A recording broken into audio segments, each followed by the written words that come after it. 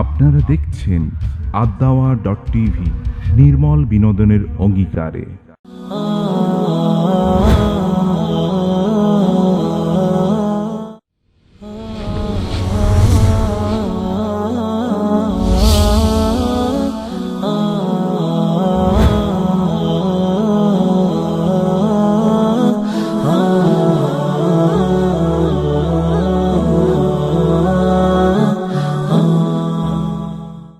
আসসালামু আলাইকুম ওয়া রাহমাতুল্লাহি ওয়া বারাকাতুহু। আলহামদুলিল্লাহ ওয়াসসালাতু ওয়াসসালামু আলা রাসূলিল্লাহ ওয়া আলা আলিহি ওয়া সাহবিহি ওয়া মান ওয়ালা, আম্মা বাদ।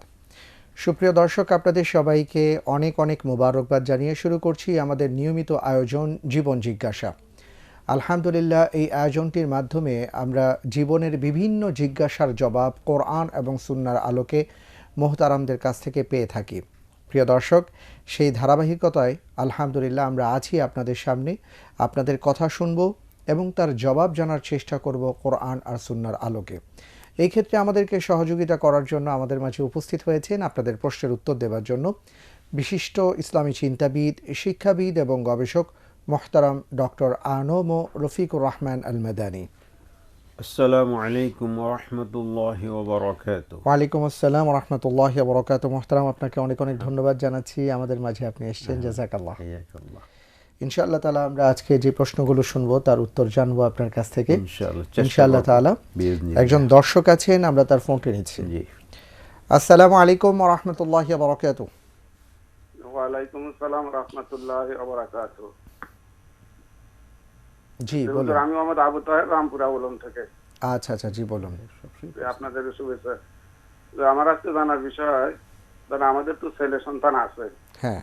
এখন এই যে ছেলে এবং মেয়েদের সম্পর্ক দেখার বিষয়, আমাদের বিবেচ্য বিষয়গুলো কি হবে এক, আর দ্বিতীয় কথা হলো এখনকার তো মনে করেন যে যুগ, জি হয়তো দেখা গেছে যে কোনো ছেলে মেয়েকে পছন্দ করছে হ্যাঁ বা মেয়েরাও ছেলেদেরকে পছন্দ করে ফেলাইছে। হ্যাঁ এখন এই ব্যাপারটা হয়তো আমরা অভিভাবকরা তখন জানলাম, হ্যাঁ এখন এই ব্যাপারটাকে আমরা কিভাবে মোটিভেট করব? কারণ দেখা গেছে অনেকখানে এটা নিয়ে বাড়াবাড়ি করতে গেলে ছেলে মেয়েরা তাদের উপর এক ধরনের প্রভাব খাটায় বা অনেক অঘটনও ঘটায়। জি জি জি জি তো এই ব্যাপারগুলো আমরা এখন কিভাবে মীমাংসা করতে পারি?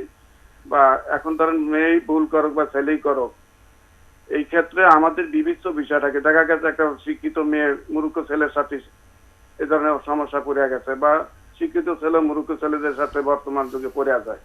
জি তো এটা নিয়ে আমরা অনেক দ্বিধায় আছি, দয়া করে বলবেন যে আমাদের এখন এই অবস্থা কি করা যায়। আর আরেকটা হচ্ছে সম্পর্ক প্রশ্ন, হ্যাঁ হুজুর সাল্লাল্লাহু আলাইহি ওয়াসাল্লাম এবং জিবরাইলের মাধ্যমে নাকি একটা তারকা নিয়ে কথা হচ্ছিল। আচ্ছা আচ্ছা আচ্ছা হ্যাঁ, হ্যাঁ এটা নিয়ে অনেক আলেমদের মুখে ওয়াজ শুনতেছি।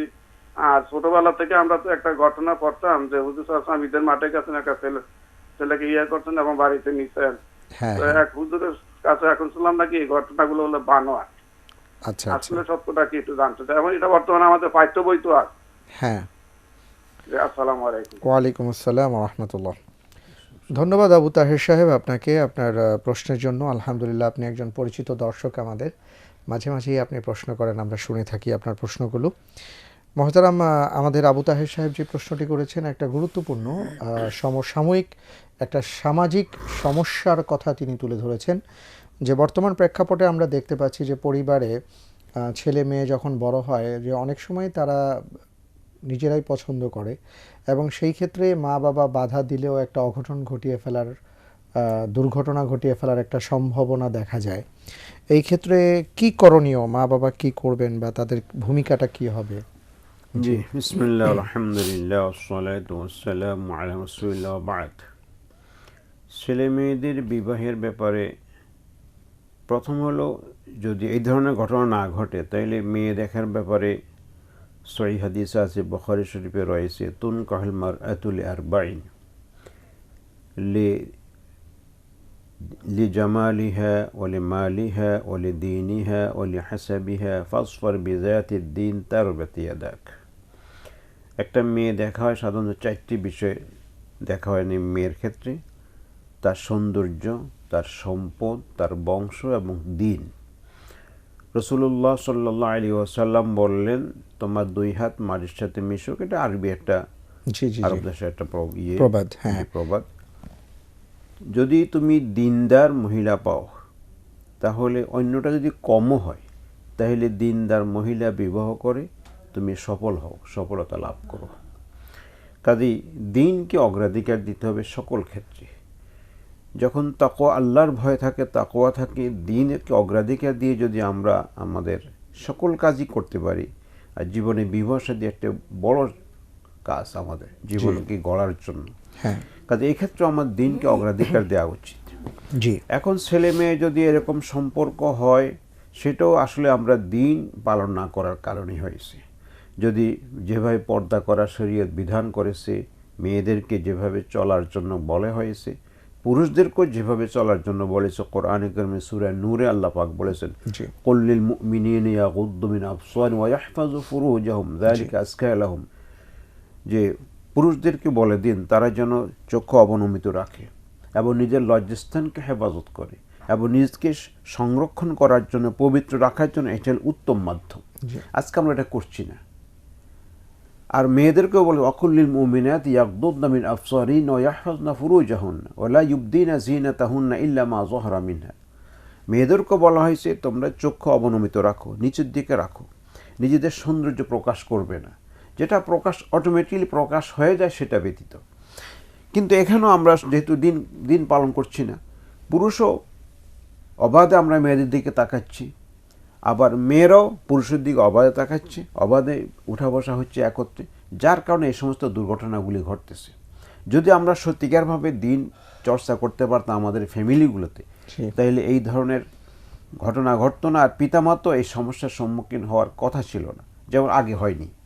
জি, আগে তুলনামূলকভাবে দিনের প্রতি মানুষের আগ্রহ ছিল, আল্লাহর ভয় ছিল, যার কারণে এই ধরনের ঘটনা খুব রেয়ার ঘটেছে। এখন এই ধরনের যদি হয়ে যায়, পিতামাতা যদি মনে করে যে সম্পূর্ণরূপে আসলে এটা কোনো সামঞ্জস্যশীল নয়, তাহলে বুঝাবার চেষ্টা করবে।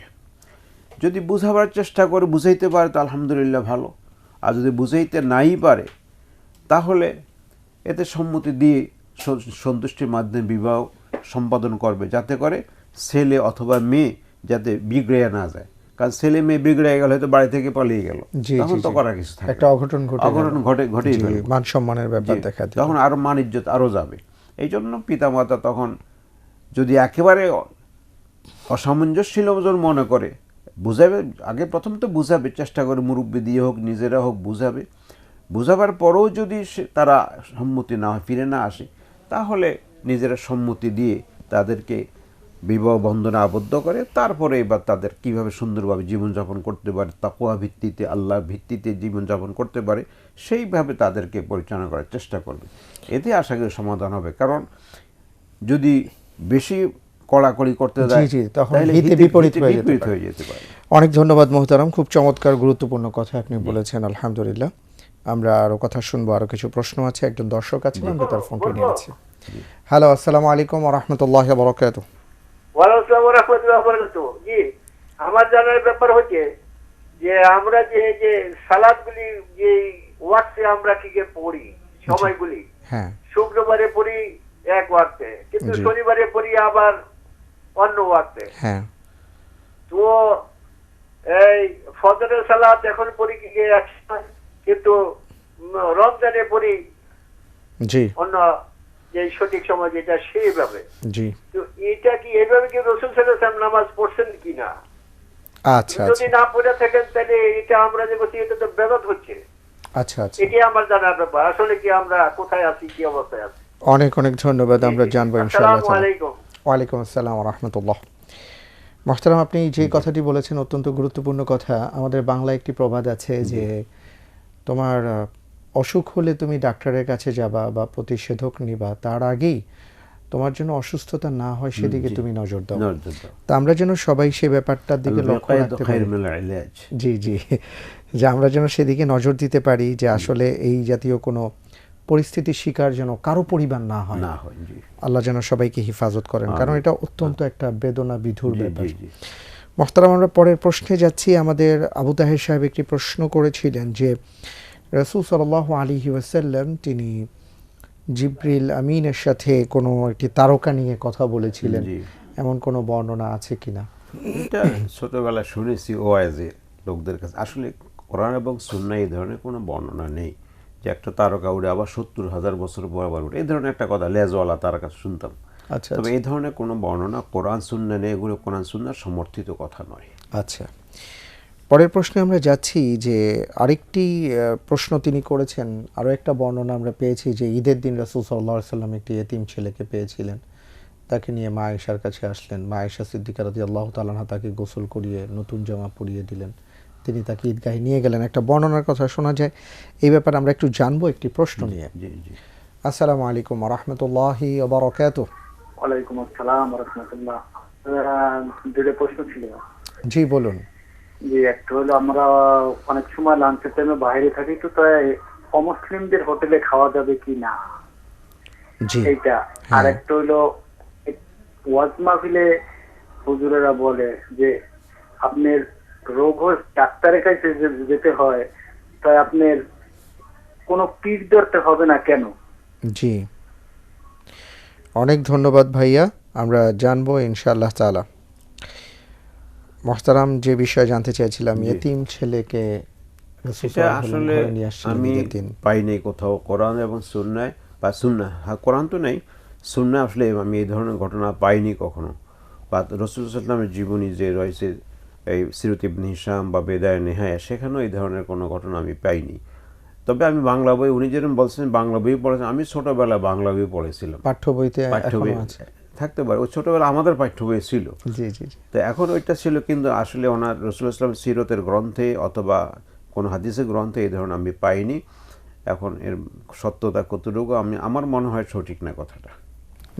যেহেতু এই পর্যন্ত কোনো আলেমের মুখে, ভালো আলেমের মুখে পরবর্তী পর্যায়ে শুনে, বা সৌদি উলামায়ে কেরাম তো সাধারণত সহিহ হাদিস চর্চা করার চেষ্টা করেন, সেখানে এই ধরনের ঘটনা শুনিনি। শুকরিয়া। এরপরে যাচ্ছি পরের প্রশ্নে। আমাদের একজন সম্মানিত দর্শক তিনি জানতে চেয়েছেন যে আমরা এক এক সময় এক এক ওয়াক্ত দেখে থাকি আর কি। ওয়াক্ত ঠিকই আছে, কখনো প্রথমেই ওয়াক্ত হওয়ার সাথে সাথে আমরা সালাত আদায় করছি, যেমন রমজান মাসে, আবার কখনো সেটা আমরা বিলম্বে করছি। তো এইটা কি আমাদের কোনো সমস্যা হচ্ছে কিনা? জি, হাদিসে বুখারী মুসলিমে রয়েছে, জিবরাইল আলাইহিস সালাতু ওয়াস সালাম রাসূলুল্লাহ সাল্লাল্লাহু আলাইহি ওয়াসাল্লামকে 2 দিন নামাজের ইমামতি করে নামাজের সময়টা নির্ধারণ করে দিয়েছেন। আচ্ছা। প্রথম দিন আউয়াল ওয়াক্তে, মানে নামাজের সর্বপ্রথম শুরু হয়ে সেই সময় নামাজ পড়িয়েছেন। দ্বিতীয় দিন সেকেন্ড ডেতে নামাজের শেষ ওয়াক্ত, যে এরপরে আর নামাজ সময় থাকে না, সেই সময় ইমামতি করে বুঝাইছেন।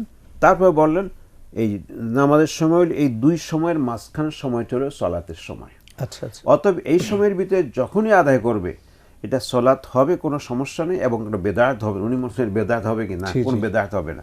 আপনার সুবিধার্থে আপনি কোনোদিন হয়তো আপনার শরীর খারাপ লাগে, আসার নামাজ আগে পড়লেন, আবার আপনার আগে অর্থাৎ সময় হলে পরে আউয়াল তো পরে নিলেন। আবার আজকে আপনি ব্যস্ত আছেন, কোনো একটা কাজে ব্যস্ততা আছে, অথবা কোনো সমস্যা আছে, অথবা শরীর ভালো লাগছে, একটু বিশ্রাম করছেন, আপনি 10টা-11টার সময় পড়েন, কোনো অসুবিধা নেই। এইভাবে সময়, এটা তো আমাদের সহজ হয়েছে যে আমাদের সুবিধা মতো আমরা সময়টাকে একটু আগাইয়া পিছিয়ে নিতে পারতেছি। যদি একবার ফিক্সড হয়ে যেত, যত প্রয়োজন থাকুক, তাহলে কিন্তু নামাজটি পড়াই হইতো না, এই ধরনের হয়ে যেত। দিন সহজ, এই সহজ একটা আলামত হলে এই বিষয়ে একটি। জি ধন্যবাদ। একজন দর্শক আছেন। জি, আসসালামু আলাইকুম ওয়া রাহমাতুল্লাহি ওয়া বারাকাতুহু। ওয়ালাইকুম আসসালাম ওয়া রাহমাতুল্লাহি ওয়া বারাকাতুহু। হুজুর ভালো আছেন? আলহামদুলিল্লাহ ভাই, ভালো আছি আলহামদুলিল্লাহ। জি ভাইয়া বলুন। হুজুর, আমার একটি প্রশ্ন হচ্ছে কি, অনেক সময় মাওলানাদের মুখে শুনি ঘরের ভিতর ছবি রাখলে সেখানে নাকি ফেরেশতা ঢোকে না এবং ছবি রাখা নিষিদ্ধ। জি হ্যাঁ, তাহলে আমরা যখন নামাজে দাঁড়াই ওই প্রভুকে পাওয়ার জন্য দাঁড়াইয়া, তখন আমরা নানা ধরনের স্বপ্ন, কল্পনা, ছবি, মানুষের ছবি, পশু পাখির ছবি দেখি, তখন কি আমাদের কি ওখানে কি কোনো শরীক বা ওখানে কোনো ফেরেশতা ঢোকে কিনা, এই প্রসঙ্গে একটু বলবেন কি? না আমাদের নামাজ হয় না, না এখানে কোনো সমস্যা আছে কিনা, আমাদের কি বুঝায় বলবে? জি, অনেক ধন্যবাদ, আমরা জানবো ইনশাআল্লাহ তাআলা। সুপ্রিয় দর্শক, খুব চমৎকার কিছু প্রশ্ন আমরা পেয়েছি, কিছুর উত্তর আমরা জেনেছি, আরও কিছু প্রশ্ন আমাদের হাতে আছে, আমরা জানবো একটা বিরতির পর। ততক্ষণ আমাদের সাথেই থাকুন।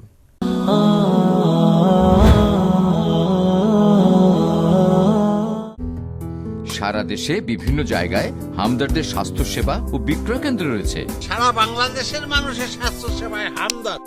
হামদর্দ আপনার সেবায়। সুধী দর্শকবৃন্দ, কোরআনের আঙ্গিনায় আমরা প্রচলিত তওবা যেভাবে সমাজে আমরা দেখে থাকি, কোরআন এবং সুন্নাহর তওবার সাথে কোনো মিল নাই।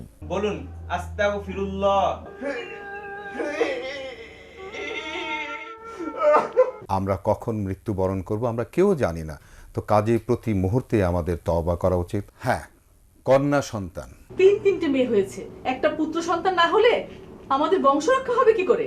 আমরা অনেকেই কিন্তু কন্যা সন্তানে সন্তুষ্ট হতে পারি না। নিজ সন্তানকে, কন্যা সন্তানকে একেবারে কবর খুঁড়ে জীবন্ত পুঁতে হত্যা করত। নিজ থেকে আব্বু আব্বু বলে চিৎকার করছে। তোমাকে বৃদ্ধাশ্রমে রেখে আমাকে আবার অফিস ধরতে হবে। বেড়াতে চাচ্ছি বৃদ্ধাশ্রম। পিতামাতা হলো জাহান্নাম থেকে বাঁচার কারণ। দেশে এই প্রথম নন্দিত চিত্রনায়ক ইলিয়াস কাঞ্চনের উপস্থাপনায় জীবন ঘনিষ্ঠ নাটিকার ওপর ইসলামিক স্কলার ও খ্যাতিমান চলচ্চিত্র ব্যক্তিত্বদের আলোচনা অনুষ্ঠান কোরআনের আঙিনায় আমরা প্রচারিত হবে প্রতি শুক্রবার রাত 8:30 এবং রাত 11টায় শুধুমাত্র আদ-দাওয়া টেলিভিশনে। সপরিবারে উপভোগ করুন নির্মল বিনোদন এবং অর্জন করুন কোরআনের জ্ঞান। দৈনন্দিন জীবনে ইসলাম এই স্লোগানকে সামনে রেখে পথ চলা শুরু করেছে নতুন ধারার অনলাইন পোর্টাল পয়গাম.com। মানবতার মুক্তি সনদ মহাগ্রন্থ আল কোরআন এবং মানবতার মুক্তিদূত মহানবী হযরত মুহাম্মদ সাল্লাল্লাহু আলাইহি সাল্লামের শিক্ষা ও আদর্শকে তুলে ধরাই আমাদের মূল লক্ষ্য। আমাদের নির্মিত অনুষ্ঠানমালা সম্পর্কে জানতে ও আমাদের প্রবন্ধ নিবন্ধ লেখনী পড়তে ভিজিট করুন www.পয়গাম.com। ফেসবুকে লাইক দিন www.facebook/পয়গাম। বাংলা নাটকে মুসলমানদের কি ধরনের অবদান আপনি লক্ষ্য করেছেন?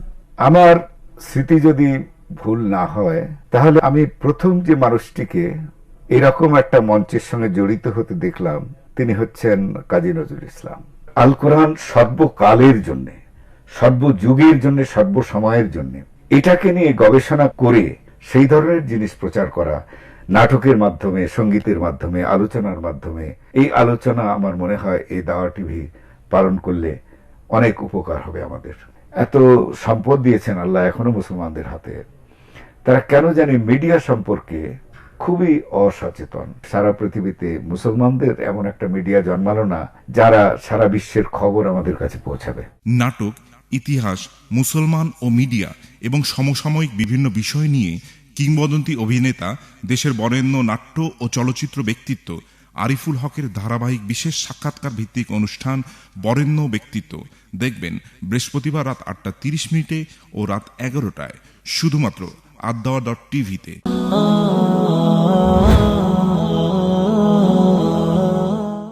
আসসালামু আলাইকুম রহমতুল্লাহ। প্রিয় দর্শক, আপনাদের সবাইকে আবারও ধন্যবাদ জানাচ্ছি বিরতির পরে। আপনারা দেখছেন আমাদের এই বিশেষ ইসলামিক আয়োজন জীবন জিজ্ঞাসা। আজকের পর্বে আপনাদের প্রশ্নের উত্তর দিচ্ছেন মোহতারাম ডক্টর আনম ও রফিকুর রহমান আল মাদানী। প্রিয় দর্শক, প্রশ্নটি করার আগে আমি একটি বিষয় আপনাদেরকে জানিয়ে দিচ্ছি যে আমাদের এই আয়োজন আপনারা সরাসরি দেখতে পারেন চাইলে ফেসবুকে, আমাদের ফ্যান পেজে আদ-দাওয়া.টিভিতে। আর আমাদের যে কোনো প্রোগ্রাম যদি আপনারা দেখতে চান তাহলে সাবস্ক্রাইব করুন, আমাদের ইউটিউব চ্যানেল আদ-দাওয়া.টিভি এই নামে আছে।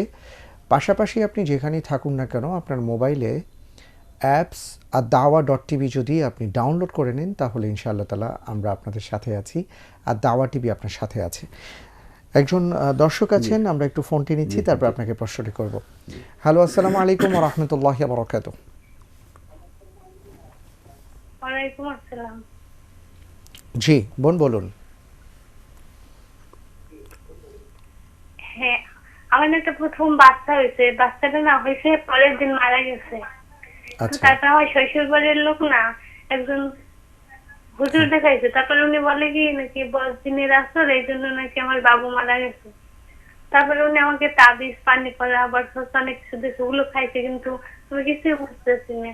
তারপর রাত্রে না আজে বাজে স্বপ্ন দেখি, স্বপ্নের ভিতরে ফল খাই, তারপর ভয় করে অনেক একা থাকতে পারি না রুমে। তাই না? জি।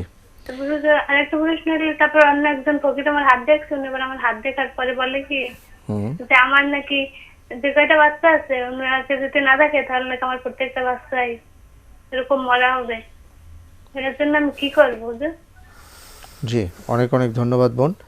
আপনার কথাগুলো শুনে আমাদের খুব খারাপ লাগছে। আমরা আপনার জন্য দোয়া করি। আর বাকি আপনাকে যারা যা কিছু বলেছে সে সম্পর্কে আমরা মোহতারামের কথা শুনবো ইনশাআল্লাহ তাআলা।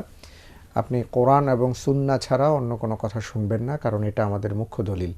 মোহতারাম এই ব্যাপারে বলবেন, তার আগে আমরা একটু মোহতারাম আপনার কাছে জানতে চাই, আমাদের ভাই প্রশ্ন করেছিলেন যে ওনারা যেখানে আছেন কাজ করছেন স্বাভাবিকভাবেই তাদের হোটেলে খেতে হয় এবং সেই হোটেলগুলো অন্য ধর্মের লোকদের দ্বারা পরিচালিত। তো এখন অন্য কোনো ধর্মের ভাই বোনেরা যদি কোনো হোটেল পরিচালনা করেন সেখানে কোনো মুসলিম খেতে পারবেন কিনা সেই সম্পর্কে জানবো। আরও একটি প্রশ্ন নিয়ে। আসসালামু আলাইকুম ওয়া রাহমাতুল্লাহি ওয়া বারাকাতুহু। ওয়া আলাইকুম আসসালাম ওয়া রাহমাতুল্লাহি ওয়া বারাকাতুহু। কেমন আছেন? আলহামদুলিল্লাহ ভাইয়া, ভালো আছি। আপনি ভালো আছেন তো? সাইফুল ভাই, আমি ইমাম হোসেন, সৌদি আরব, জিদ্দা থেকে। মাশাআল্লাহ। জি ইমাম ভাই বলুন। জি সাইফুল ভাই, আমি মোবাইল থেকে বলতেছি, সরাসরি মোহতারামের কাছে আমার একটা প্রশ্ন। হ্যাঁ, আমি টিভি দেখতেছি না, মোবাইল থেকে আছে, যদি কাইন্ডলি সরাসরি আমার উত্তরটা দিতে পারেন। জি জি জি বলুন। আমার প্রশ্ন হলো, মনে করেন ইমামের সাথে যদি আমরা নামাজ পড়ি জামাতের সহিত, জোহর আসর মাগরিব সূরা ফাতিহার পর অন্য কোন সূরা বা কিরাত পড়তে হইব কিনা, এটা একটু প্রশ্ন। জি, এই হলো এক পার্ট। আচ্ছা আচ্ছা। দ্বিতীয় পার্ট হলো, মনে করেন জামাতের সাথে যদি 1 রাকাত বা 2 রাকাত না পাই, তাহলে পরিবর্তিত ওই রাকাতের সাথে অন্য সূরা মিলাতে হবে কিনা একটু জানাবেন। এই দুইটা প্রশ্ন। জি জি জি জি ইমাম ভাই আপনি লাইনে থাকুন। মোহতারাম এখনই উত্তরটি দিচ্ছেন। মোহতারাম আপনি শুনেছেন ইমাম ভাইয়ের কথাটি, যে সূরা ফাতিহা তো পড়বেন, সেই সাথে অন্য কোনো সূরা মিলাতে হবে কিনা যেখানে ইমাম সাহেব আর কি নিঃশব্দে কিরাত পড়েন। জি, বা অথবা জোরে পড়েন বা মাগরিব বা ফজর। আচ্ছা, যেহেতু রাসূলুল্লাহ সাল্লাল্লাহু আলাইহি ওয়াসাল্লাম এখানে বলছেন যদি পড়ে শুধু সূরা ফাতিহা পড়বে, আচ্ছা, এরপর আর কোন সূরা পড়বে না। অতএব ইমামের সাথে যখন পড়বে, সেই সিররি কিরাত হোক অথবা জাহরি কিরাত হোক, প্রকাশ্যে পড়ুক আর গোপনে পড়ুক, জি, ইমাম সাহেবের সাথে অন্য সূরা তিনি আর পড়বেন না। আচ্ছা। আর দ্বিতীয় প্রশ্ন তিনি যেটা করেছেন সেটা হলো, যদি আমার 1-2 রাকাত ছুটে যায় তাহলে তো আমি কেরাত পাইনি। এখন ইমাম সাহেব নামাজ শেষ করার পরে আমি যে বাকি 1-2 রাকাত পড়বো, সেখানে সূরা ফাতিহার সাথে আমি অন্য কোনো সূরা মিলাবো কিনা? সূরা ফাতিহার সাথে আপনি অন্য সূরা মিলাই পড়বেন। মিলাবেন। জি, আচ্ছা সাইফুল ভাই, ধন্যবাদ। আপনার আরেকটা প্রশ্ন, যদি কাইন্ডলি, আমি আমার ছেলের নাম রাখছিলাম মুআজ, এর নামটা ঠিক আছে নি? মুআজ যত কি পানা মানে। জি, অনেক অনেক ধন্যবাদ ইমাম ভাই, যে মুআজ নামটা ঠিক আছে কি? সবচেয়ে বড় কথা হলো মুআজ একজন বিশিষ্ট সাহাবীর নাম। জি, বিশিষ্ট সাহাবীর নামে নাম রাখছেন, এটা বড় বরকতের বিষয়। জাযাকাল্লাহ। অনেক অনেক ধন্যবাদ ইমাম ভাই, আপনাকে ধন্যবাদ। মোহতারাম, পরের প্রশ্নে আমি যাচ্ছি যে অমুসলিমের হোটেলে মুসলিম খেতে পারবেন কিনা? অমুসলিম হোটেলে খেতে কোনো আপত্তি নেই, তবে তাদের জবেকৃত কোনো প্রাণীর গোশত খাবে না। আচ্ছা, যেমন খাসি হোক, মুরগি হোক, জবাকৃত অন্য খাবার খাইতে কোনো আপত্তি নেই। আচ্ছা, খেতে পারবে। মোহতারাম, এরপরে একটি প্রশ্ন আমরা পেয়েছি, অত্যন্ত চমৎকারভাবে তিনি বলেছেন যে ওয়াজে শুনেছেন কোনো পীর সাহেব বলেছেন যে রোগ ধরার জন্য যেমন ডাক্তার লাগে, তেমন তো আমাদের মনের রোগ আছে। মনের রোগ ধরার জন্য পীর সাহেব উনি ডাক্তারের ভূমিকায় আছেন। জি, তো ওনাকে ধরবেন না কেন? আসলে অসুস্থ হলে ডাক্তার দেখাবে, ঠিক আছে, কিন্তু এক ডাক্তার না, যখন যেই ডাক্তারের প্রয়োজন তখন সেই ডাক্তারই দেখে। এই নয় যে আমি যে কোনো সব রোগের জন্য এক ডাক্তারকে দেখাতো না, তাহলে তো বিপদ। হ্যাঁ, ঠিক। আপনি ফাসআলু আহলা যিকরি ইন কুনতুম লা তা'লামুন, কোরআনে কারীমে আল্লাহ পাক বলেছেন, যেটা তুমি জানো না, যারা জানে তাদেরকে জিজ্ঞাসা করে না। এখন আপনার জানা প্রয়োজন, জানার জন্য একজন নির্দিষ্ট পীর ধরতে হবে, এটা তো কোনো ওই আপনার ডাক্তারের উদাহরণ দিয়ে বোঝা যায় যে আপনি সবসময় এক ডাক্তার ধরেন না। যখন যে রোগের জন্য যে ডাক্তার ধরা আপনি প্রয়োজন মনে করেন, তখন আপনি সেই ডাক্তার ধরেন। ঠিক আপনিও যে কোনো বিষয় জানার জন্য যে কোনো আলেমের কাছে আপনি এই আলেমের কাছে জিজ্ঞাসা করেন, আবার আরেকটা প্রশ্ন আরেকজনকে জিজ্ঞাসা করেন, কোনো আপত্তি নেই। কিন্তু একজনকে আপনি ধরে রাখতে হবে, একজন পীরকে ধরতে হবে, এটার কোনো বিধান কোরআন সুন্নাহয় নেই নির্দিষ্ট করে ধরার জন্য। অনেক অনেক ধন্যবাদ মোহতারাম। আরেকটি প্রশ্ন ভাই করেছিলেন, সেটা হলো যে আমরা যে সালাত আদায় করি, একজন ভাই জিজ্ঞেস করলেন, আমরা জানি যে ঘরে ছবি থাকলে ফেরেশতা প্রবেশ করেন না এবং সালাতরত অবস্থায় সামনে কোনো ছবিও থাকা যাবে না। এখন আমরা অনেক সময় কল্পনায় চলে যাই, সালাতরত অবস্থায় কল্পনায় অনেক ছবি আমাদের মনে ভেসে ওঠে, এটার কি হবে? জি, যেহেতু প্রকাশ্য ছবি নয়, মনে ভেসে উঠছে, মনে আসছে, অতএব এই কারণে নামাজের কোনো অসুবিধা হবে না, মাকরুহ হবে না, ফেরেশতাও আসা বন্ধ হবে না। আলহামদুলিল্লাহ। আমাদের একজন তবে আমাদের মনটা যাতে জামাতে থাকে সেই চেষ্টা আমাদের করতে হবে এবং বুঝতে হবে যে আমি আল্লাহর সামনে দাঁড়িয়েছি, যেহেতু আনতা আবুদুল্লাহ কান্নাকা তারা ফা ইন লাম তাকুন তারা ফা ইন্নাহু ইয়ারাক, যে এমন ভাবে দাঁড়াবে যে আল্লাহ আমাকে দেখছেন, সুবহানাল্লাহ, আর আমি আল্লাহকে দেখছি। যদি আমি নাও দেখি আল্লাহ আমাকে দেখছেন। আর দ্বিতীয় হইল আমি যা পড়ছি আমি যদি তা বোঝার চেষ্টা করি, যে সূরা ফাতিহা কি পড়তেছি বা একটা সূরা পড়তেছি, এই যদি আমার বোঝার চিন্তাটা থাকে তাহলে কিন্তু মনটা এদিক ওদিক কম যাবে ইনশাআল্লাহ। ইনশাআল্লাহ তাআলা। মোহতারাম ধন্যবাদ। এরপরে আমরা যে প্রশ্নটি পেয়েছি, আমাদের বোন বললেন যে তার সন্তান হওয়ার একদিনের মাথায় সন্তান ইন্তেকাল করে এবং তাকে কোনো একজন আর কি যিনি জিন নিয়ে কাজ করেন উনি দেখে বলেছেন যে তার সাথে জিন ছিল এবং জিন তার সন্তানকে মেরে ফেলেছে, এটার জন্য তাবিজ তোমার করেছেন ইত্যাদি ইত্যাদি। এবং আরেকজন জ্যোতিষীর কথা বললেন যে ফকির তার হাত দেখে বলেছে যে অবস্থা তাতে জিন্নাতরা তার সমস্ত সন্তানকে মেরে ফেলবে। এবং পাশাপাশি তিনি বলেছেন স্বপ্ন দেখলে ভয় পান এবং ভয় কেঁপে উঠেন, বিভিন্ন হাবিজাবি স্বপ্ন দেখেন। আসলে বিষয়টা কি? আসলে এই সমস্ত ব্যাপারে যার কাছে যাবেন সেই বলবে, তার কথাই বলবে। যে কবিরাজের কাছে বলবে, কবিরাজের দোয়াই বলবে যে এই ওষুধ খেলে ভালো হবে। আসলে এখানে আপনি কোরআন এবং সুন্নাহ অনুসরণ করেন, অর্থাৎ কোরআন সুন্নাহ আপনাকে সকাল সন্ধ্যা কিছু তাসবিহাত দিয়েছে। এই জিন্নাত থেকে, বিভিন্ন বদ আসর থেকে বাঁচার জন্য বা শয়তানি ওয়াসওয়াসা থেকে, শয়তানি যন্ত্রণা থেকে বাঁচার জন্য আল্লাহ সুবহানাহু ওয়া তাআলা এবং রাসূলুল্লাহ সাল্লাল্লাহু আলাইহি ওয়াসাল্লাম আমাদেরকে কিছু নিয়ম শিখিয়ে দিয়েছেন। যেমন আপনি প্রতি নামাজের পরে আয়াতুল কুরসি পড়েন, তাহলে জিন্নাত থেকে আপনি আল্লাহ হেফাজত করবেন। প্রতি মাগরিব এবং ফজরের পরে আপনি 3 বার সূরা ইখলাস, 3 বার ফালাক, 3 বার নাস পড়েন মাগরিব এবং ফজরের পরে।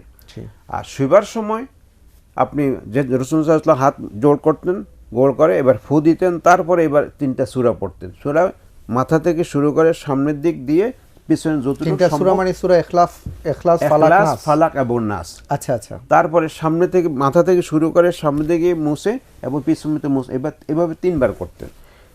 এবং আয়াতুল কুরসি পড়বেন। শুবার সময় আয়াতুল কুরসি পড়বেন। হাদিসে আছে রাসূলুল্লাহ সাল্লাল্লাহু আলাইহি ওয়াসাল্লাম বলেছেন, লা ইয়াকরাবুকা শয়তান তোমার নিকটবর্তী হতে পারবে না, এবং ফেরেশতা তোমাকে হেফাজত করবে সারা রাত ভরে। এবং অন্য হাদিসে আছে শোবার সময় যদি রাত্রিবেলা যদি কেউ সূরা বাকারার শেষ 2টি আয়াত অর্থাৎ আমানা রাসূল থেকে শুরু করে ফানসুরনা আলাল কওমিল কাফিরিন পর্যন্ত পড়ে, কাফাতা হয় 2টা যত মুসিবত আছে সব কিছু থেকে হেফাজতের জন্য যথেষ্ট, এবং নফল ইবাদতের জন্য যথেষ্ট এই দুইটি আয়াত। কাজে এই আমলগুলো যদি আমরা নিয়মিত করতে পারি তাহলে আশা করি ওরা যা বলে এই সমস্ত সব কিছু থেকে আল্লাহ হেফাজত করবেন। ওরা ওরার ব্যবসার জন্য, পয়সার জন্য অনেক কথাই বলে। যেমন যার কাছে যাবেন হাত দেখালেই বলবে যে আপনার একটা ফাড়া আছে, ফাড়াটা কি করতে হবে, যেই দেয় অথবা টিয়া ফাঁকি দিয়ে যদি কাগজ দেখা পড়ে সেটাও এক কথাই বলে। আমি দেখছি যে আপনার তো ভালোই সব কিছু, তবে একটা ফাড়া আছে, এই ফাড়াটা দূর করতে হলে কেউ বলবে তাবিজ লাগাইতে হবে, কেউ বলে পাথর লাগাইতে হবে, অর্থাৎ যে যেটা ব্যবসা করে ওটা লাগাইতে হবে। এই জন্য ওর কাছে না গিয়ে এগুলো আসলে মানুষকে বিভ্রান্ত করে, গুমরাহির দিকে নিয়ে যায়। বরং আপনি কোরআন এবং সুন্নাহ যে তরতিব বা যে তাসবিহাত আমাদেরকে শিখিয়েছে, এর মাধ্যমে আমরা আমাদের নিজদেরকে, আমাদের বাচ্চাদেরকে, আমাদের পরিবারকে, ঘরকে হেফাজত করার চেষ্টা করি। ইনশাআল্লাহ আল্লাহ হেফাজত করবেন। হেফাজত মালিক আল্লাহ সুবহানাহু ওয়া তাআলা। মোহতারাম, পাশাপাশি আরেকটি বিষয় আপনার কাছে আমি জানতে চাইবো, সেটি হলো এই যে আমাদের বোন যেটা বলেছেন, উনি তো না বুঝে করেছেন। যেমন একজন ফকির তার হাত দেখেছে এবং দেখে সেটা একটা ভূত ভবিষ্যৎ বলেছে। আপনার কাছে প্রশ্ন হলো যে এই যে হাত দেখানো এবং কারো কাছ থেকে ভবিষ্যৎ জানা এবং সে ভবিষ্যৎ বলছে, এই ব্যাপারে ইসলামের কোনো নিষেধাজ্ঞা আছে কি? প্রথম কথা হইল, হাত দেখায় যদি বিশ্বাস করে তাহলে তার 40 দিন নামাজই কবুল হবে না, একটি হাদিসে আছে। আচ্ছা। বিশ্বাসই করা যাবে না, কারণ সে তো জানে না, ভবিষ্যৎ জানার কোনো অধিকার তার নাই, এই ইলমে গায়েব তাকে দেয়নি। তার সন্তান সব মরে যাবে, সন্তান কয়জন হবে, কয়জন মারা যাবে, এইসব ইলম আল্লাহ পাক তাদেরকে দেননি। অতএব এই সমস্ত বিশ্বাস করা এটা অপরাধ, এটা আরেকটা গুনাহ। অনেক ধন্যবাদ। আল্লাহ তাআলা আমাদের সবাইকে এই জাতীয় কাণ্ডকীর্তি থেকে হেফাজত প্রতারণা করুন, থেকে আল্লাহ হেফাজত করুন। আমিন। অনেক অনেক ধন্যবাদ। সুপ্রিয় দর্শক, আপনারা দেখছেন ad-dawa.tv-র বিশেষ এই ইসলামিক আয়োজন আপনাদেরকে নিয়ে করা জীবন জিজ্ঞাসা। সময় হয়েছে বিরতিতে যাবার, ফিরে আসছি একটু পর, আমাদের সাথেই থাকুন।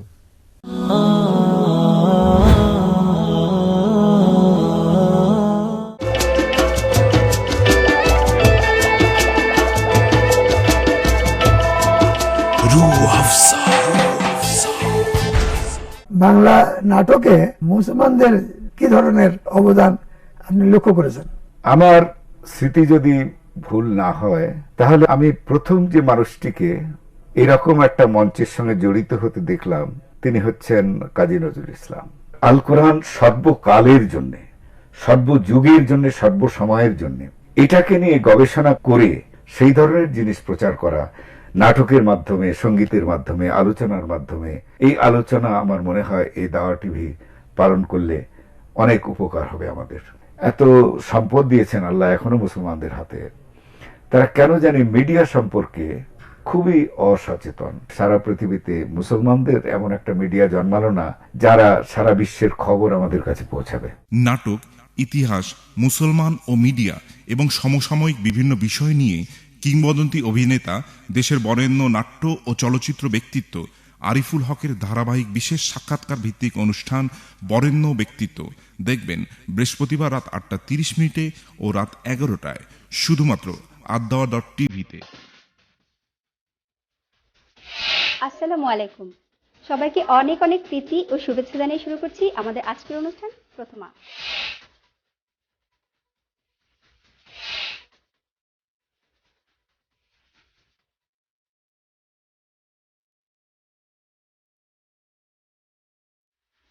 জলপাই, আনারস, বেগুন, মালটা। ক্ষুধা লেগেছে সবার নিশ্চয়ই? চিন্তা নাই, এবার হচ্ছে আমাদের খাওয়ার পালা। কাঁচামরিচ এবং শুকনো মরিচ দুটি ফ্রিজের মধ্যে 30 সেকেন্ডের মধ্যে আলাদা করবেন। মালটা, আপেল, ক্যাপসিকাম। 11 সেকেন্ডে কফি ভাবি 5টি জিনিসের নাম বলে এই পর্বের ভিডিও হয়ে গেল।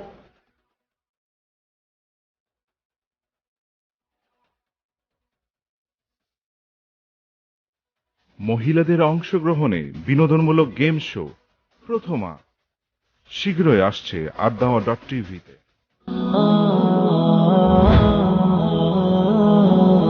বিরতির পর আপনাদের সবাইকে আবারও সাদর আমন্ত্রণ জানাচ্ছি সুপ্রিয় দর্শক জীবন জিজ্ঞাসায়। সঙ্গে আছে আমি সাইফুল ইসলাম। আপনাদের প্রশ্নের উত্তর দিচ্ছেন মোহতারাম আনম ও রফিক রহমান আল মাদানী। মোহতারাম, আপনার কাছে আমরা একটা বিষয় জানতে চাইব, সেটি হলো যে আমাদের বিভিন্ন সময় আমাদের সমাজে আমরা দেখে থাকি যে বিভিন্ন ধর্মের যারা আছেন তাদের বিভিন্ন ধর্মীয় উৎসব তারা পালন করে থাকেন, এটা তাদের ব্যাপার।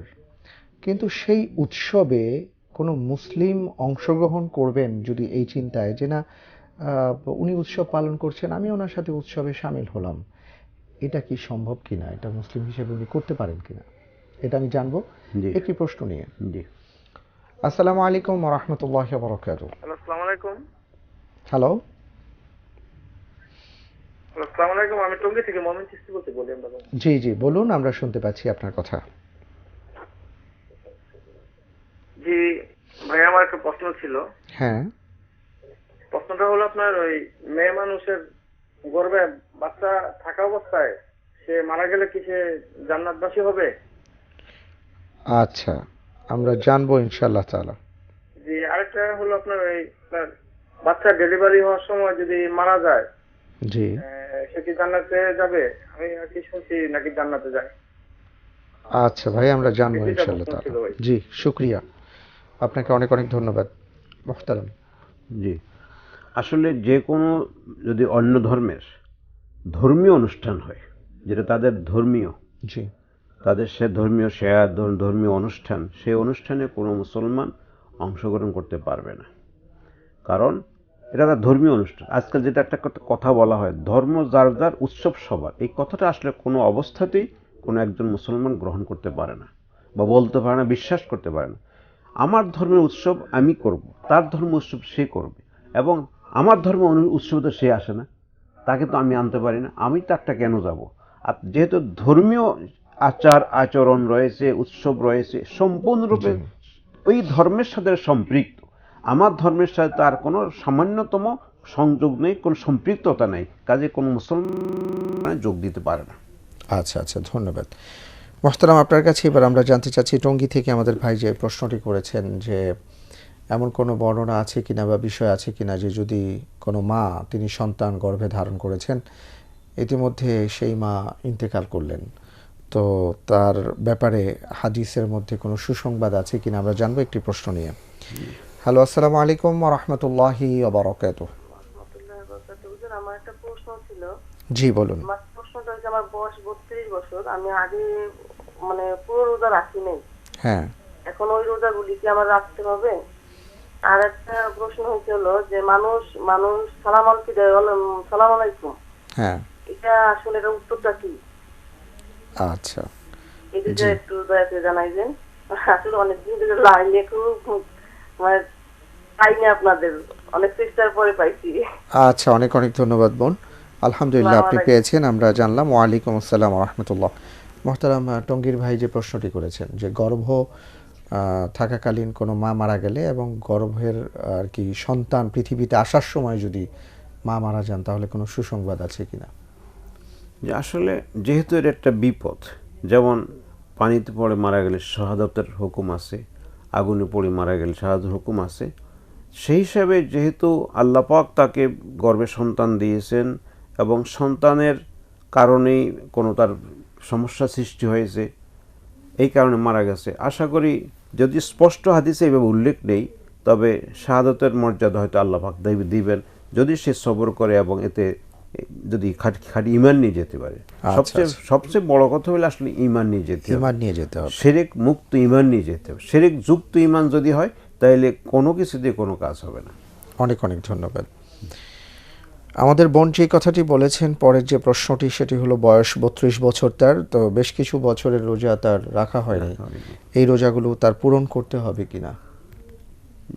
সেই রোজাগুলো যেহেতু অনেক বছর রোজা রাখেননি তিনি, সেই রোজাগুলো এখন আর রাখা তার প্রয়োজন নেই, কিন্তু এখন তিনি তওবা করবেন, ইস্তেগফার করবেন আল্লাহ পাকের কাছে সেই রোজাগুলির জন্য। যেহেতু অনেক রোজা ছেড়ে দিয়েছে, আর যদি ইচ্ছাকৃত রোজা ছাড়ে 60টা রাখতে একটার পরিবর্তে, তাহলে সবগুলো ইচ্ছাকৃত ছাড়ছেন, তাহলে তো হিসাব করে তো কম্পিউটারে কুলাবে না। জি জি জি, যে এই জন্য তিনি আল্লাহর কাছে ক্ষমা প্রার্থনা করবেন, আল্লাহর কাছে ক্ষমা প্রার্থনা করবেন। বেশি বেশি কি নফল রোজা রাখার চেষ্টা করবেন। হ্যাঁ, নফল রোজা বেশি বেশি রাখবেন, আর এখন থেকে নিয়মিত যাতে রোজাগুলো মিস না হয় নিয়মিত রোজা রাখবেন, এবং নফল রোজা বেশি রেখে রেখে ওটার একটা জবর নোকসান বা ক্ষতিপূরণ করার চেষ্টা করবেন, আর বেশি করে সবচেয়ে বেশি হলে তওবা করবেন আল্লাহ পাকের কাছে ইস্তেগফার করে অপরাধের জন্য। অনেক ধন্যবাদ। একজন দর্শক আছেন। জি, হ্যালো, আসসালামু আলাইকুম ওয়া রাহমাতুল্লাহ। ওয়ালাইকুম আসসালাম ওয়া রাহমাতুল্লাহি ওয়া বারাকাতুহু। হুজুর, আমি একটা হাদিসের কথা জিজ্ঞেস করব, সঠিক কিনা ভাই? জি বলুন ভাইয়া। 1345 হিজরির 1925 খ্রিস্টাব্দে হ্যাঁ, তাবলিগ জামাতের অগ্রযাত্রা শুরু হয় দেওবন্দ মাদ্রাসা প্রতিষ্ঠাতা মাওলানা কাসেম নাকতুবি অনুসারী। দেওবন্দ মাদ্রাসার পূর্বপুত্র ছাত্র মাওলানা মোহাম্মদ ইলিয়াস। আচ্ছা। 1938 সালে 14 মার্চ সৌদি আরবের তৎকালীন বাদশাহ সাথে 4-5 সদস্যের একটি প্রতিনিধি দল সাক্ষাৎ আলোচনার পর থেকে তাবলিগ জামাত এবং ব্যাপকভাবে শুরু করেন, কিন্তু দর্পণ কিতাবে বলা হয়েছে ওনার অনুসারী না হলে বলে সে মুসলমান। দর্পণ কিতাবটা কার ভাই, কে লিখছেন এটা? কেটে গেছে। হ্যাঁ, অনেক অনেক ধন্যবাদ ভাইয়া, আপনি প্রশ্ন করেছেন এবং চেষ্টা করেছেন সুন্দরভাবে তুলে ধরার, আপনাকে অনেক অনেক ধন্যবাদ জানাচ্ছি। আমরা জানবো ইনশাআল্লাহ তাআলা। মোহতারামা, আপনার কাছে যে বিষয়ে এবার জানতে চাচ্ছিলাম, আমাদের বোনের আরও একটি প্রশ্ন ছিল যে অনেক সময় অনেকে সালাম দিতে গিয়ে সালামের উচ্চারণ ঠিক মতন দিচ্ছেন না বা আসসালামু আলাইকুম বলছেন, হ্যাঁ, তো তার উত্তরে কি বলা যায়?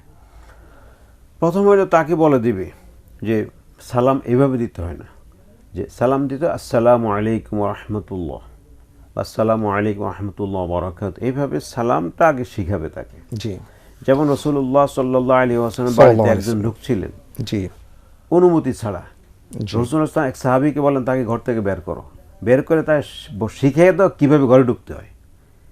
তারপরে সে শিখিয়ে দিয়েছে, ঘরে ঢুকছে, আর ওই লোক আবার শুনে ফেলেছে, ওই শুনে ওই নিয়ম মোতাবেক শিখাবার আগেই ওই নিয়ম মোতাবেক ঘরে ঢুকেছে।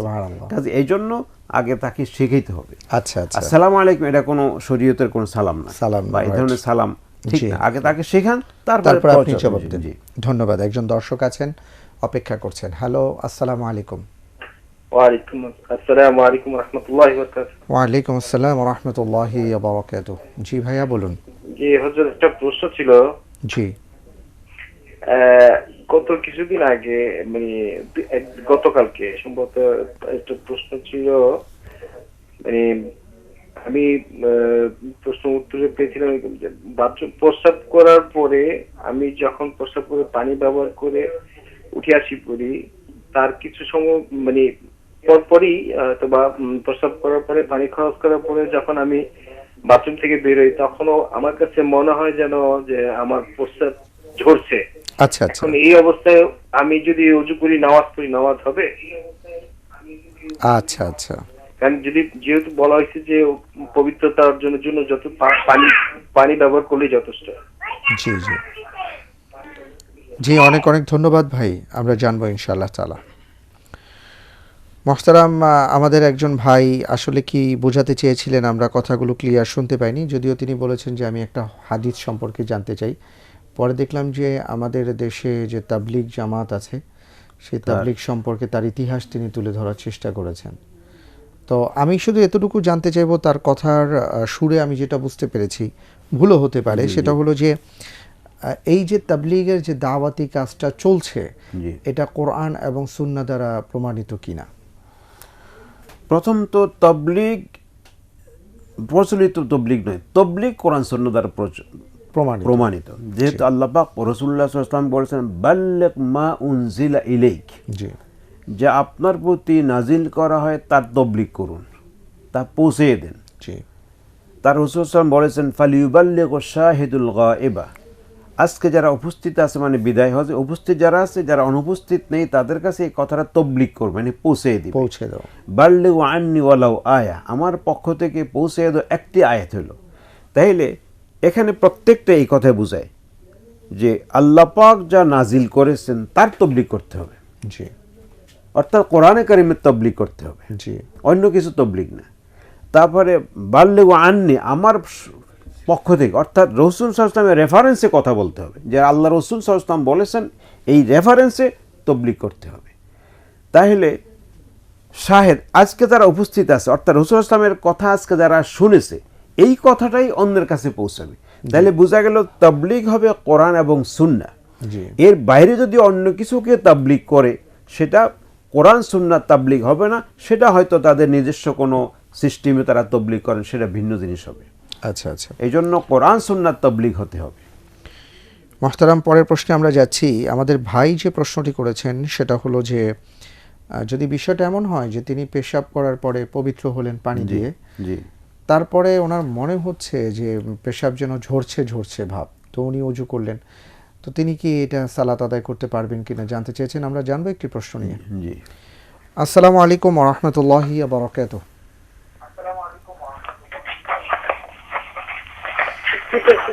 হ্যালো, আসসালামু আলাইকুম।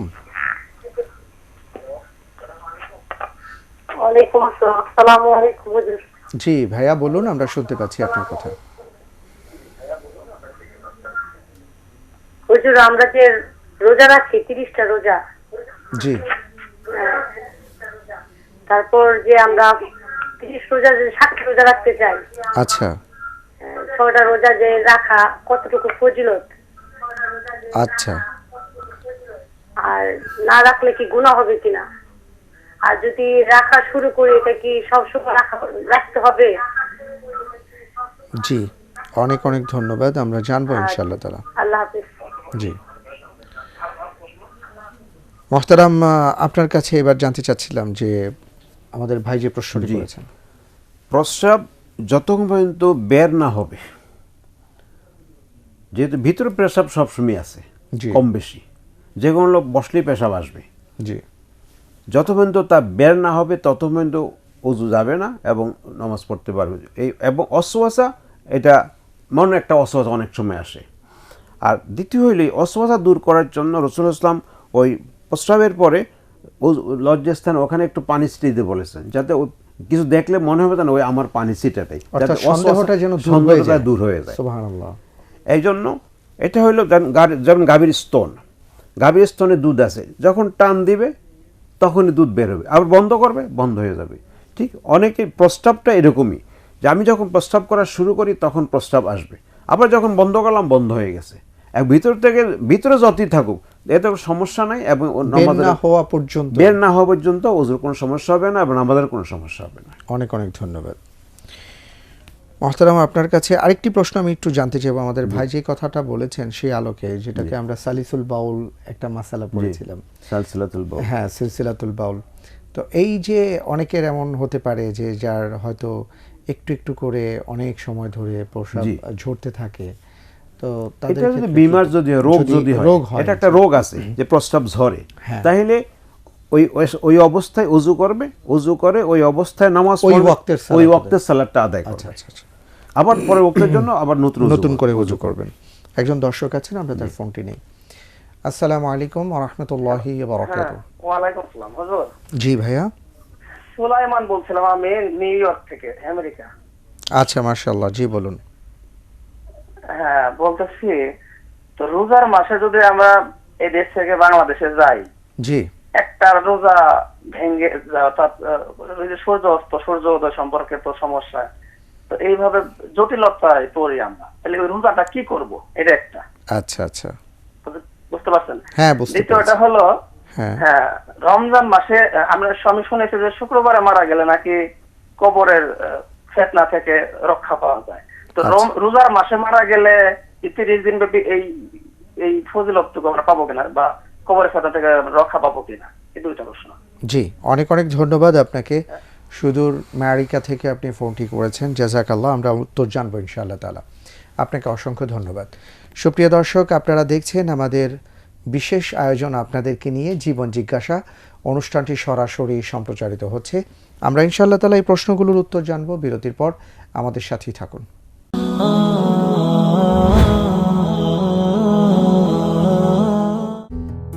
সারা দেশে বিভিন্ন জায়গায় হামদর্দের স্বাস্থ্য সেবা ও বিক্রয় কেন্দ্র রয়েছে। সারা বাংলাদেশের মানুষের স্বাস্থ্য সেবায় হামদর্দ। হামদর্দ আপনার সেবায়। সুধী দর্শকবৃন্দ, কোরআনের আঙ্গিনায় আমরা। প্রচলিত তওবা যেভাবে সমাজে আমরা দেখে থাকি, কোরআন এবং সুন্নাহর তওবার সাথে কোনো মিল নাই। বলুন আস্তাগফিরুল্লাহ। আমরা কখন মৃত্যুবরণ করব আমরা কেউ জানি না, তো কাজেই প্রতি মুহূর্তে আমাদের তওবা করা উচিত। হ্যাঁ, কন্যা সন্তান, 3 মেয়ে হয়েছে, একটা পুত্র সন্তান না হলে আমাদের বংশ রক্ষা হবে কি করে? আমরা অনেকেই কিন্তু কন্যা সন্তানে সন্তুষ্ট হতে পারি না। নিজ সন্তানকে, কন্যা সন্তানকে একেবারে কবর খুঁড়ে জীবন্ত পুঁতে হত্যা করত, নিজ থেকে আব্বু আব্বু বলে চিৎকার করছে। তোমাকে বৃদ্ধাশ্রমে রেখে আমাকে আবার অফিস ধরতে হবে। বেড়াতে চাচ্ছি বৃদ্ধাশ্রম। পিতামাতা হলো জাহান্নাম থেকে বাঁচার কারণ। দেশে এই প্রথম নন্দিত চিত্রনায়ক ইলিয়াস কাঞ্চনের উপস্থাপনায় জীবন ঘনিষ্ঠ নাটিকার ওপর ইসলামিক স্কলার ও খ্যাতিমান চলচ্চিত্র ব্যক্তিত্বদের আলোচনা অনুষ্ঠান কোরআনের আঙ্গিনায় আমরা প্রচারিত হবে প্রতি শুক্রবার রাত 8:30 এবং রাত 11টায় শুধুমাত্র আদ-দাওয়া টেলিভিশনে। সপরিবারে উপভোগ করুন নির্মল বিনোদন এবং অর্জন করুন কোরআনের জ্ঞান। তবে কি তোমরা মানুষকে ভালো কাজের আদেশ করো আর নিজের জীবন সংশোধনের ব্যাপারে থাকো উদাসীন? অথচ তোমরা তো কোরআন পড়ো, তোমরা কি আসলে ভাবো না? আল কোরআন, সূরা আল বাকারা, আয়াত 44।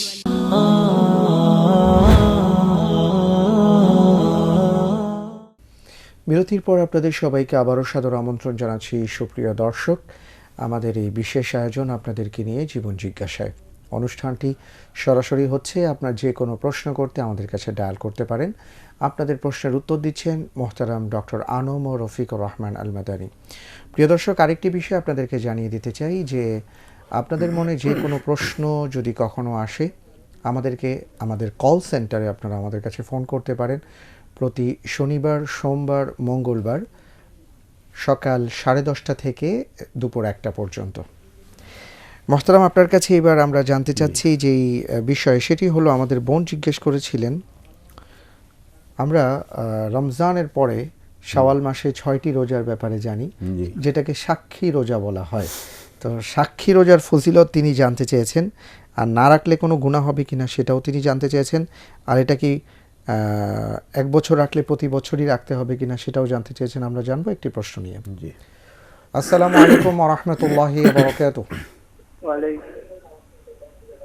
ওয়ালাইকুম আসসালাম, আমি মাহমুদুল হাসান বলছি উত্তরা থেকে।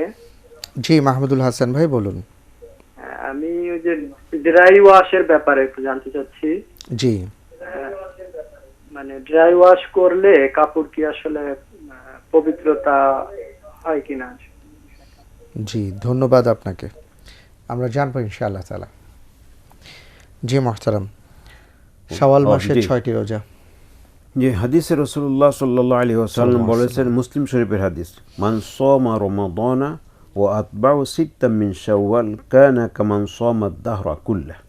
যে ব্যক্তি রমজান মাসে রোজা রাখলো, এরপরে পরবর্তী মাসে 6টি রোজা রাখলো, সে যেন সারা বছর রোজা রাখলো। মুসলিম শরীফের হাদিস।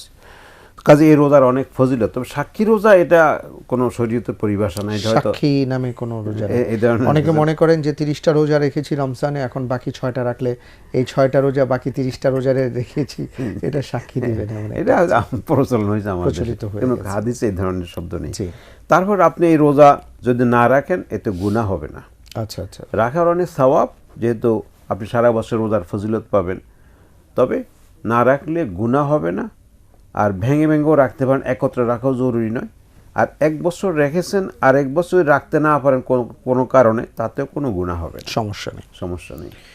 মুহতারাম, পরের প্রশ্নে আমরা যাচ্ছি। আমেরিকার নিউ ইয়র্ক থেকে আমাদের একজন ভাই তিনি প্রশ্নটি করেছিলেন যে বিশেষ করে রমজান মাসে দেখা যাচ্ছে যে তিনি হয়তো রোজা রেখে রওনা দিয়েছেন এবং বাংলাদেশে আসছেন, ওখানে ছিল সন্ধ্যা, বাংলাদেশে এসে দেখেন আবার আরেক দিনের মধ্যে তিনি পড়ে গেছেন, লম্বা একটা সময়। এই ক্ষেত্রে কি করণীয় আমরা জানবো একটি প্রশ্ন নিয়ে। আসসালামু আলাইকুম ওয়া রাহমাতুল্লাহি ওয়া বারাকাতুহু।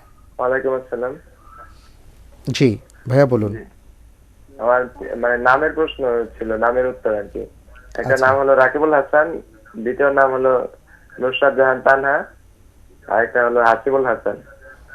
আচ্ছা ভাই, আর কোনো প্রশ্ন নেই? আরেকটা প্রশ্ন আছে যে আপনারা যদি প্রত্যেকদিন অনুষ্ঠানের পরে একটা বইয়ের পরিচিতি দিতেন, যে সহিহ বই কোরআন হাদিসের আলোকে, তাহলে ভালো হতো। অনেক অনেক ধন্যবাদ আপনাকে এই চমৎকার একটি মন্তব্য করার জন্য, জাযাকাল্লাহ। আমরা জানবো ইনশাআল্লাহ তাআলা। মুহতারামের কাছ থেকেও আপনার পরামর্শটি আমরা শুনবো, পাশাপাশি আমাদের অথরিটি যারা আছেন তারাও শুনেছেন নিশ্চয়ই, তারা এই ব্যাপারে চিন্তা ভাবনা করবেন। মুহতারাম, আমরা তাহলে যাচ্ছি প্রশ্নে। জি, নিউ ইয়র্ক থেকে যে প্রশ্নটি এসেছে, আসলে ইফতারটা তো হলো উদয়াস্তের সাথে। জি, যিনি রোজাদার যেখানেই থাকেন, হ্যাঁ, সেখানে যখন সূর্য অস্ত যাবে তখন তিনি ইফতার করবেন। আচ্ছা, যতক্ষণ অস্ত না যাবে ইফতার করার সুযোগ নেই, যেহেতু কোরআনে কারীম সুস্পষ্ট বলেছে, সূরা বাকারায় আছে, কুলু হাত্তা ইয়াতাবায়্যানা লাকুমুল খাইতুল আবয়াদু মিনাল খাইতুল আসওয়াদি মিনাল ফাজর সুম্মা আতিমুস সিয়ামা ইলাল লাইল, রাত্রি পর্যন্ত। আর রাত্রিও সূর্যাস্তের মাধ্যমে। অতএব সূর্য যতক্ষণ অস্ত না যাবে আপনি যেখানেই থাকেন বা আমি যেখানেই থাকি রোজা ইফতার করা যাবে না। তাহলে আমরা এটা বলতে পারি কিনা যে আসলে এত কষ্ট না করে যেখানে আমাদেরকে একটা অবকাশ দেওয়া হয়েছে, সফরের জন্য রোজা না রাখার অনুমতি আছে, এবং সেটা এমনকি যদি কষ্ট হয় রোজা না রাখা উত্তম। যেমন একটি হাদিস আছে, মুসলিম শরীফের হাদিস আছে, রাসূলুল্লাহ সাল্লাল্লাহু আলাইহি ওয়াসাল্লাম বলেছেন, লাইসাল বিররু আস-সিয়ামু ফিস সাফর, সফরে রোজা রাখার মধ্যে কোনো কল্যাণ নাই।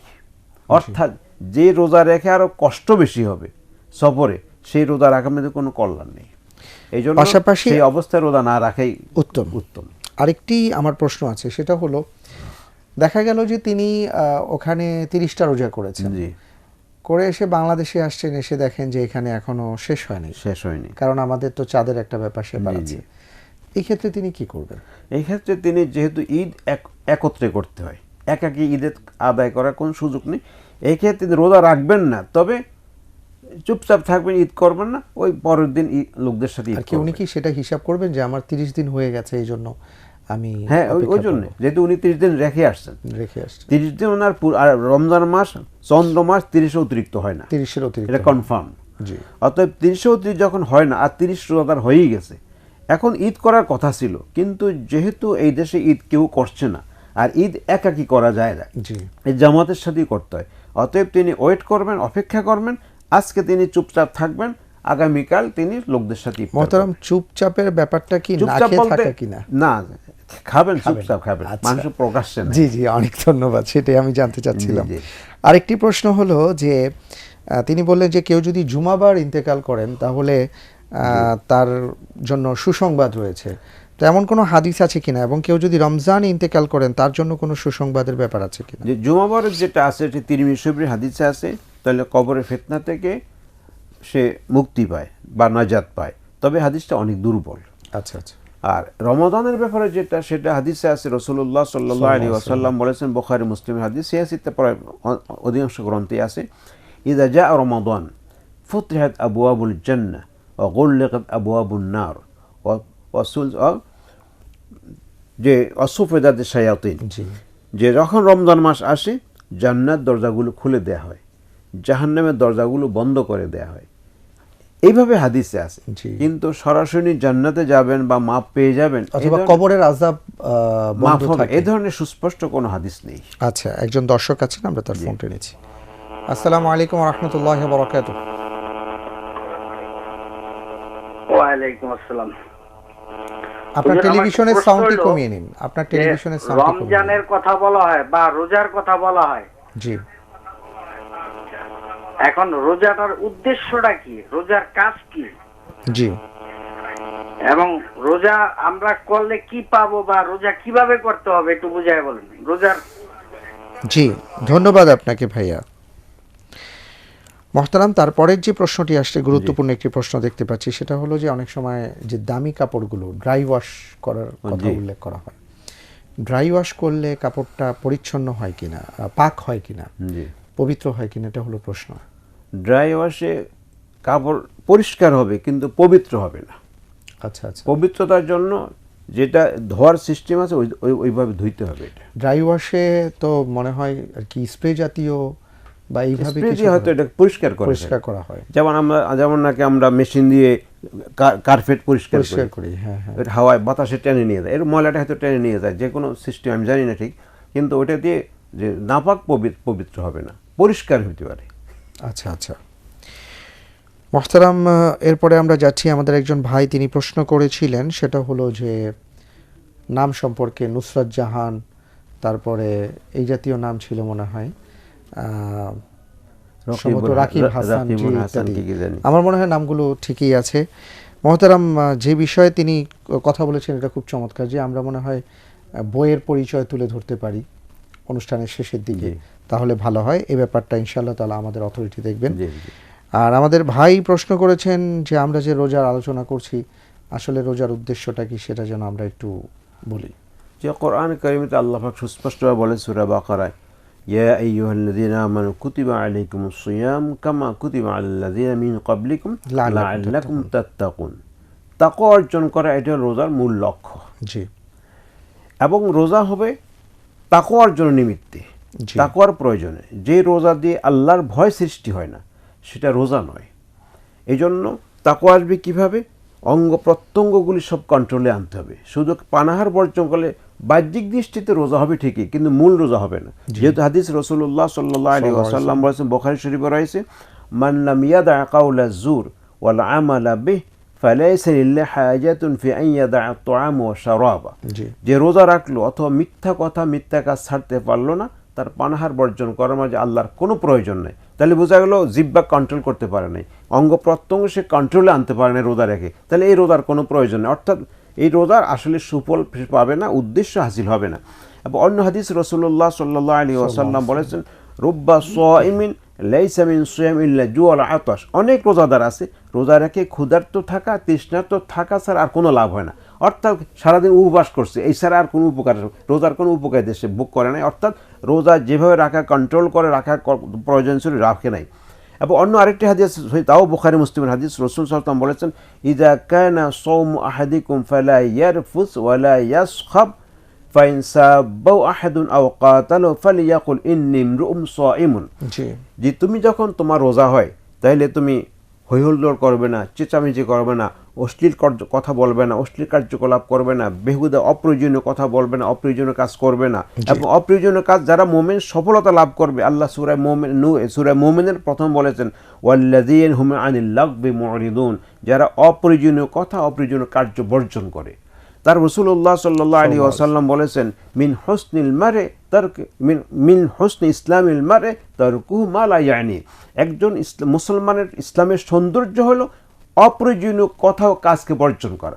অতএব রোজা রেখে যার রোজা আছে এবার সে অপ্রয়োজনীয় কথা, কাজ ইত্যাদি বর্জন করবে। অশ্লীল গীবত, শেকায়াত, বদনাম ইত্যাদি গালাগালি এগুলো সব বর্জন করবে। কেউ যদি তার সাথে ঝগড়া করতে আসে গায়ে পড়ে, তাহলেও সে তার সাথে পাল্টা ঝগড়ায় লিপ্ত হবে না, বরং বলবে ইন্নী সয়, আমি রোজাদার। অর্থাৎ নিজকে কন্ট্রোল করে রাখবে, নিয়ন্ত্রণে রাখবে।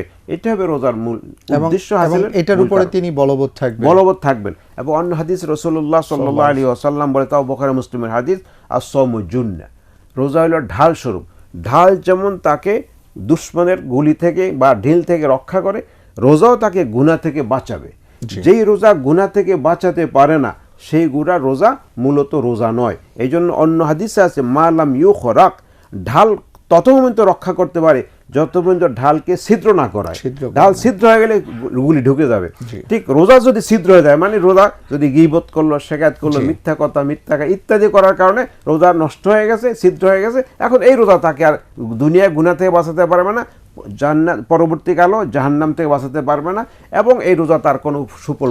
অনেক ধন্যবাদ মোহতারাম। আলহামদুলিল্লাহ, রোজা সম্পর্কে অত্যন্ত চমৎকার কিছু আলোচনা আমরা আপনার কাছ থেকে শুনলাম। আশা করছি সুপ্রিয় দর্শক, আপনারা যে কথাগুলো শুনেছেন, আমরা যা শুনলাম, এটাকে আমরা ধারণ করে রাখবো। কারণ আমরা রোজা কিছুদিন আগে রেখেছি, আবার আরেক রোজা আমাদের সামনে আসছে, আমরা মাঝামাঝি অবস্থায় আছি। ওই রোজার শিক্ষা নিয়ে যেন আগামী রোজা পর্যন্ত আমরা পৌঁছে যেতে পারি, আল্লাহ তাআলা সেই তৌফিক দান করুন, আমিন। মোহতারাম, আপনাকে অনেক অনেক ধন্যবাদ আমাদের মাঝে সময় দেওয়ার জন্য। জাযাকাল্লাহ। সুপ্রিয় দর্শক, আপনাদেরকেও ধন্যবাদ জানাচ্ছি। আবার ইনশাআল্লাহ তাআলা আগামীকাল একই সময় একই চ্যানেলে আপনাদের সাথে দেখা হবে, কথা হবে। আল্লাহ হাফিজ। ওয়াসসালামু আলাইকুম ওয়া রাহমাতুল্লাহি ওয়া বারাকাতুহু। আল্লাহু আল্লাহু আল্লাহু আল্লাহু আল্লাহু আল্লাহ।